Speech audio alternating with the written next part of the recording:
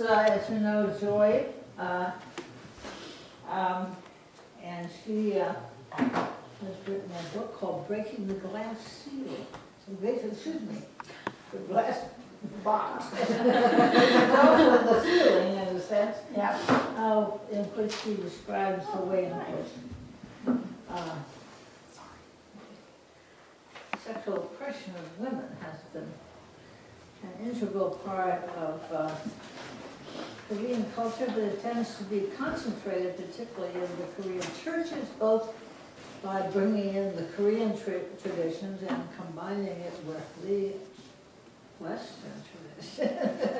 You get a kind of double whammy, and then her book is about how you break out of that and how you liberate women and men from these kind of patterns. So why don't you talk about it a little bit? All right. Thank you so much, Dr. Rosemary. Can I sit here? Sure. This is the biggest table I will ever sit. It is such an honor for me to present my book. My name is Joy, but you can call my name is JungJa Joy Yu, and I just graduated last year, Pilgrim School of Theology with Master's program, and I'm going to start PhD program of Women's Studies in Religions at Pilgrim Graduate University this fall semester, and I'm going to be again to Dr. Rosemary Radford's students, so it is such an honor.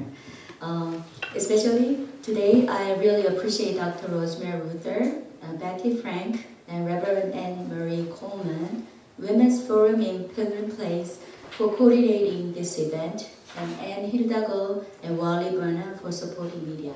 So Wally just graduated from Pilgrim School of Theology. We just congratulating. Okay. And I have several friends came here to support my book presentation. There are several friends that are still coming. They are on the way, but now we have Reverend Dr. Catherine An, who is teaching at Fuller Theological Seminary and Korean Presbyterian Seminary in Los Angeles. And I will have another Korean friends here. And I appreciate all of my friends at Pilgrim Place who are attending my book presentation. My first book, Breaking the Glass Box, A Korean Woman's Experiences of Conscientization and Spiritual Formation, is on the basis of my own experiences of feminist consciousness raising. It is more retrospective of my life with a feminist critique of my culture and society. In my book, a little bit technology. I'm learning how to handle the technology together.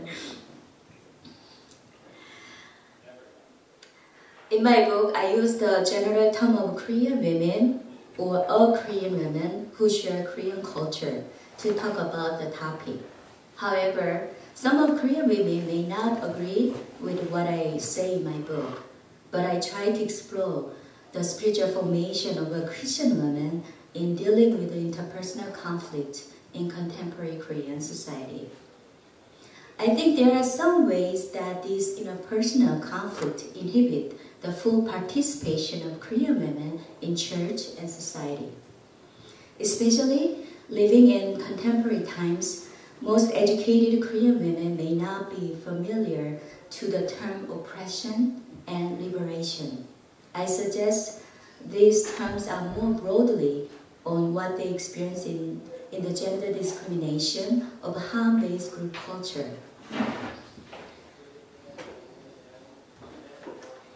In Korean culture, Han has been defined as a communal psychological construct that results from society's oppressive manipulation and control over the marginalized groups, especially over women.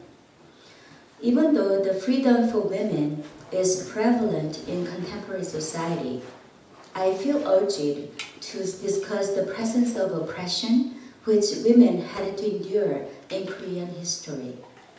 By understanding women in Korean society and church, I propose spiritual formation that can be useful to help Korean women overcome the psychological oppression of the patriarchal attitudes, ideologies, and behaviors embedded within Korean culture that inhibits their full liberation. In Korea, women used to live in traditional family systems based on Confucianist principles. An old saying goes to explain the fate of Korean women as this: 3 men determine the fate of every woman, and they are her father, her husband, and her son. It means that a Korean woman's identity and existence was defined only in relationship to men in her roles as a daughter, wife, and mother. With a woman's fate resting in the hands of men in her family, a Korean woman could not be a protagonist in her own right, in her own life, but was only the other or invisible woman who never belonged to her family. Additionally, until recently, anonymity has been the norm for women in Korean culture. For example, often their names refer to them as someone's daughter, wife, or mother, but never as simply themselves. A Korean woman only became an insider and a person of status by being a loyal wife and daughter-in-law and sacrificial mother. Korean women's understandable fears and their desire to be accepted as insiders for their own survival have caused them to be too anxiously attached to their children, especially to sons. Furthermore, a Korean woman was expected to be subordinate to men, something she manifested by her quietness, submission, and obedience, because of a Confucian hierarchy, which dominated both the governmental and familial structure in Joseon Dynasty for 5 centuries. It was because Confucian ethics justified the dominance of women by men by maintaining a cosmic order in which heaven, husband, king, parents, and men were elevated to a higher position in contrast to the earth, wife, servant, children, and women whose status shifted to a lower position. Because of these rigidly defined social roles, Korean women were taught to sacrifice themselves for others and to deny their own needs for the noble cause of both her husband's family and society. Until modernity, women had been traditionally excluded from educational and social system and had not been deemed valuable and autonomous beings in their own rights. It was only in relationship to men that she had any meaning, identity, and place in society. Currently, there is no gender discrimination in educational system of Korea, and the social activities of women are widely accepted. However, I have observed that it is still not easy for many of Korean women to find social locations where they are fully accepted as individuals in their own rights. Most women do not easily notice how much their dignity as human beings has been ideologically discriminated in spite of all their educational and career successes. It is because of the historically ingrained Han culture. I've got to know that many contemporary Korean women have not had the opportunity to fully develop unique identities for themselves, who they are, living in a highly competitive and appearance-oriented society. Nowadays, they are struggling with the Western standard of beauty to be accepted, which has never satisfied their sense of what they have and who they are in society. Many of them struggle with low self-esteem or self-criticism imposed by the Han-based patriarchal culture and post-colonialism, undertake desperate measures to alter themselves, for example, in the form of plastic and cosmetic surgeries. Statistics show that relative to its population size, South Korea currently performs the largest number of plastic surgeries in the world, dominantly for women. To me, this reality is frustrating because Korean women, whether educated or not, have currently been sexually objectified through media more and more. Also, they have been heavily influenced by oppressive post-colonial thought of materialism and lookism in the appearance-obsessed society. This reach of the media extends, of course, to influence the entire culture, including the expectations of the women themselves. In the 21st century, even the first female president has currently taken her office in South Korea, with an increasing number of women entering professional jobs with a higher education. The culture and ideology of gender oppressions are still deeply ingrained in the Han mentality of both men and women and function to repress women. Korean churches are not exempt from imposing oppressive patriarchal ideologies and attitudes on Korean women. Historically, Korean Christianity has been established on top of the indigenous Korean religions of shamanism, Buddhism, and Confucianism. Currently, the religions of Korea are composed of 30 to 40% of Christianity, including Protestantism and Catholicism, 30 to 40% of Buddhism, 20 to 30% of non-religious Confucian construct, mixed with the shamanistic practices in every religion. In particular, Korean Christianity is a Confucianized Christianity because it was strongly influenced by the patriarchal and hierarchical structure of Confucianism. This Confucianized Christianity has deepened the sexual discrimination in church structures, something that has not been voiced openly by church leaders until recently.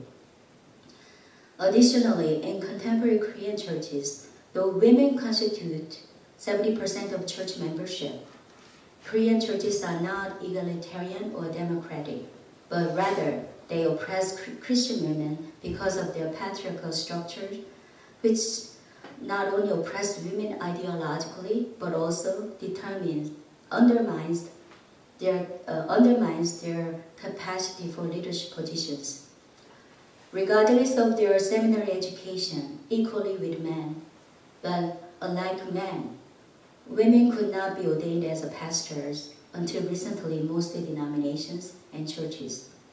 Unlike men, in most churches, women ministers could not be senior pastors of most local churches, nor have chances to preach on Sunday services. Regardless of increasing numbers of ordained female pastors, currently, most female pastors are not equally treated as male pastors. The roles of female pastors are confined in the education department or assistants for male pastors. Female pastors who are not adjustable or submissive to patriarchal rules of local churches could not find their position on local churches and have to create their own small churches, parachurches, or go to mission field. In my book, I use the metaphor of breaking the glass box to explain the stages of my cultural awareness as I began to understand how my culture has oppressed me because of my gender. Unlike the frontier feminist term of glass ceiling, which was defined as the unseen yet unbreachable barrier that keeps minorities and women from rising to the upper rungs of the corporate ladder, regardless of their qualification or achievements, I contribute to create new paradigm of glass box to explain the diverse aspect of oppressive conditions of contemporary Korean women. The image of the glass box matches my ongoing process of self-liberation from psychological oppression through the multiple awareness stages of conflict in Korean culture. I felt so shameful when feminist theology has opened my eyes to see how I have been a victim of oppressive patriarchal ideologies within Korean culture and churches. This liberation process has emerged as part of my own spiritual journey with Paulo Freire's liberating pedagogies of conscientization, which includes consciousness raising and a heightened cultural awareness in discerning the reasons of interpersonal conflict in Korean socio-cultural and religious context.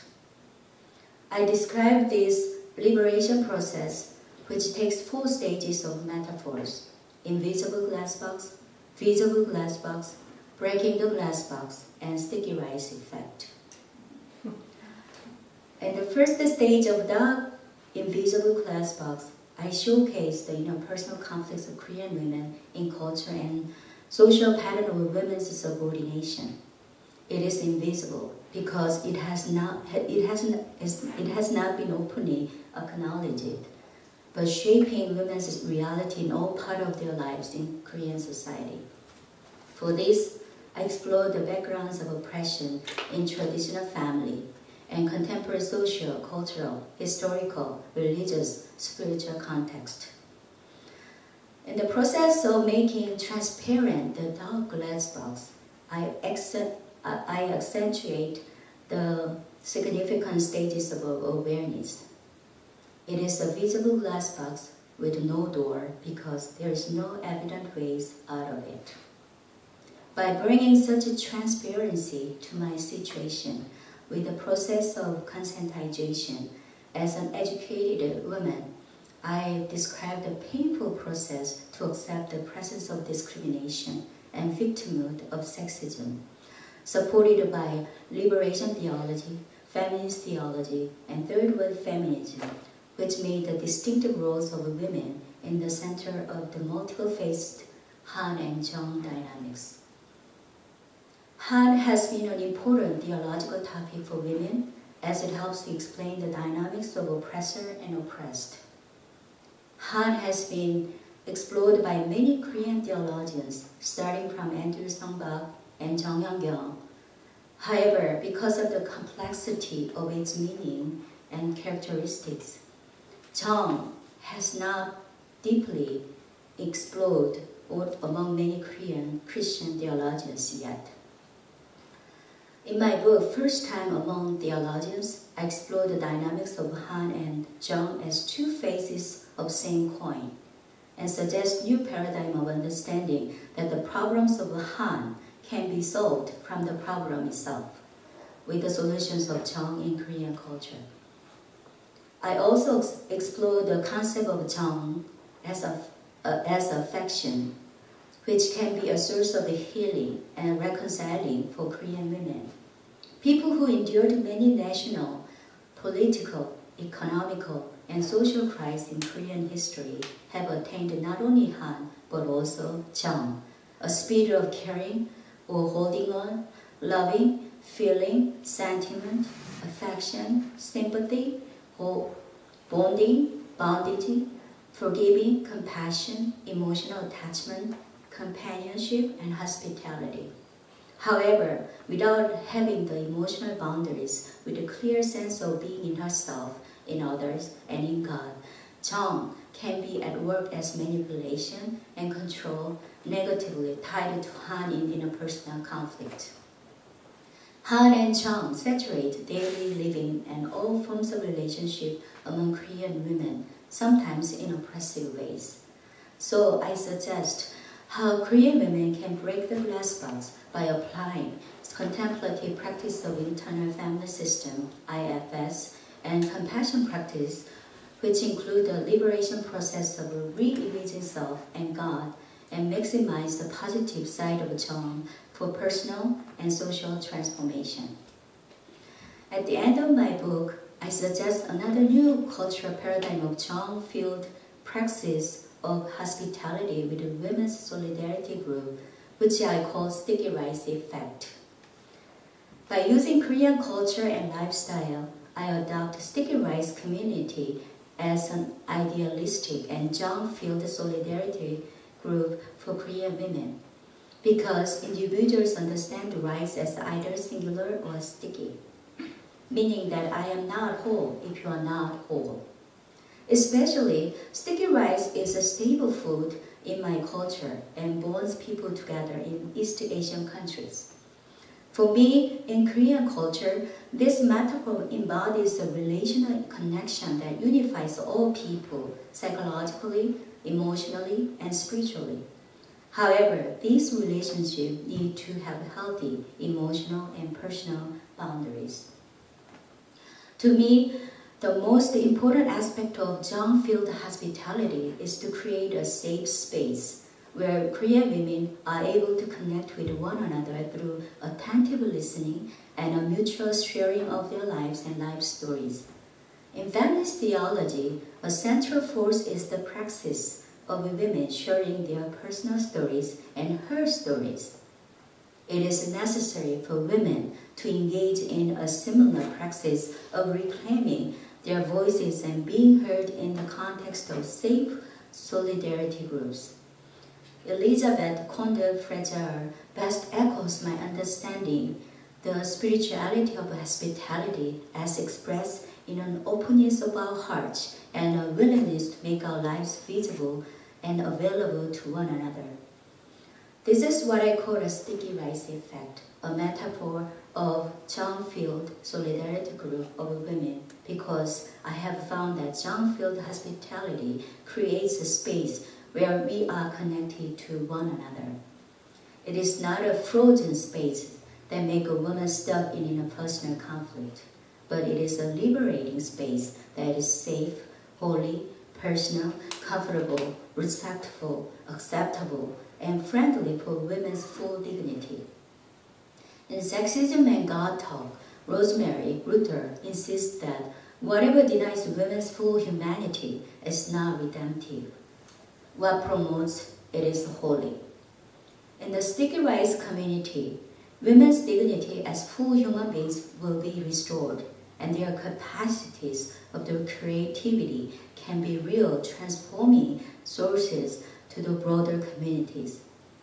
Jeong-filled hospitality is a spiritual healing, which can be a socially transformative energy, changing the negative han into the positive jeong and create a healthy image of self and God as their spiritual formation through spiritual awareness practice, conscientization, contemplative practices for the healing and reconciliation, including self-compassion and use of the internal family system, IFS.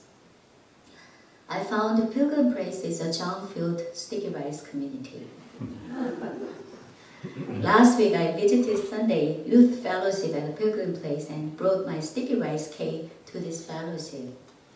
It was such a joy watching this wonderful community of fellowship and love.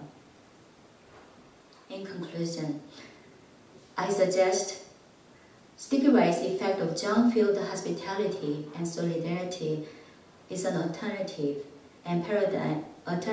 cultural paradigm which provides safe places of healing and healthy self-images and personal empowerment as full participation of women in the society. The paradigm of breaking the glass box and sticky rice can be interrelated within the spiritual and liberation journeys of Korean women by dealing with the paradigm of two faces of coin, han and jeong. Instead of making women frozen and stuck in their invisible and visible glass box in the oppressive cycles. However, in the jeong-filled sticky rice community, we need to help women to let it go of their glass boxes to break out of it. The broken pieces of the glass box will be transformed into the grains of rice by the positive jeong-filled hospitality of cooking sticky rice. In the solidarity group of jeong-filled hospitality, eating delicious sticky rice, people can enjoy the fellowship of healing, forgiving, and reconciling. This sticky rice will empower women to bring the creativity and harmonies of life, which will lead to healing, restoration, and forgiveness, are experienced in community, a community that promotes healthy ministry and spirituality for women. This is my hope for Korean women in the sticky rice community.